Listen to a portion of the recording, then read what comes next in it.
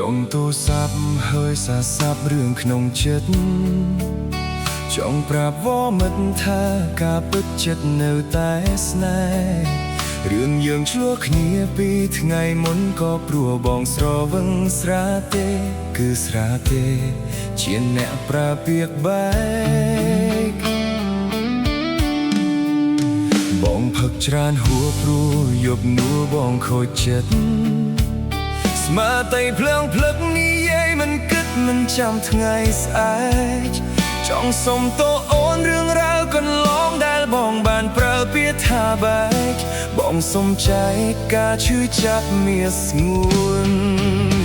សំឡឹងមើលរូបថតអូនក្នុងទូរស័ព្ទបងមានច្រើនណាស់ចង់ចាំពីអូនយ៉ាងច្បាស់ថាស្រឡាញ់បងតែម្នាក់គត់ថ្ងៃនេះបងបាត់អូនបាត់សូនអារម្មណ៍សែនកំសត់អូនប្រកាសថាស្អប់បងហើយមែនទេរស់នៅម្នាក់ឯងមួយថ្ងៃហាក់បីដូចជាមួយឆ្នាំក្នុងចិត្តទុនតឹងរងចាំថ្ងៃអូនត្រឡប់រកបងបិទភ្នែកពេលណាទឹកភ្នែកហូរអាឡ័យនួនល្អឃើញមុខអូនឃើញនៅនឹងភ្នែកស្រស់ព្រោះតែនឹកអូន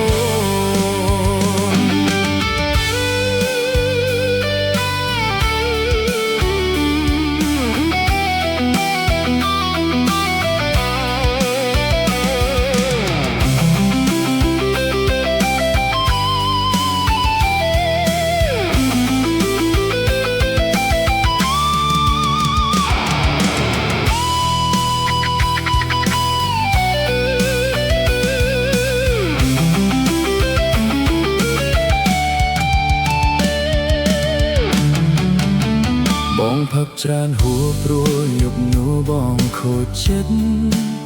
ស្មារតីភ្លងភ្លឹកនិយាយមិនគិតមិនចាំស្អែកចង់សុំតើអូនរឿងរ៉ាវកន្លងដែលបងបានប្រើពាក្យថាបែកបងសុំចែកការឈឺចាប់មានស្ងួនសំឡឹងមើលរូបថតអូនក្នុងទូរស័ព្ទបងមានច្រើនណាស់ចង់ចាំពីអូនយ៉ាងច្បាស់ថាស្រឡាញ់បងតែម្នាក់គត់ថ្ងៃនេះបងបាត់អូនបាត់សូនអារម្មណ៍សែនកំសត់អូនប្រកាសថាសោកបងហើយមែនទេរស់នៅអ្នកឯងមួយថ្ងៃហាក់បីដូចជាមួយឆ្នាំក្នុងចិត្តទុនតឹងរងចាំថ្ងៃអូនត្រឡប់រកបងបិទភ្នែកពេលណាទឹកភ្នែកហូរអាឡ័យនួនល្អឃើញមុខអូនឃើញនៅនឹងភ្នែកស្រស់ព្រោះតែនឹកអូនសំឡឹងមើលរូបថតអូនក្នុងទូរស័ព្ទបងមានច្រើនណាស់ចង់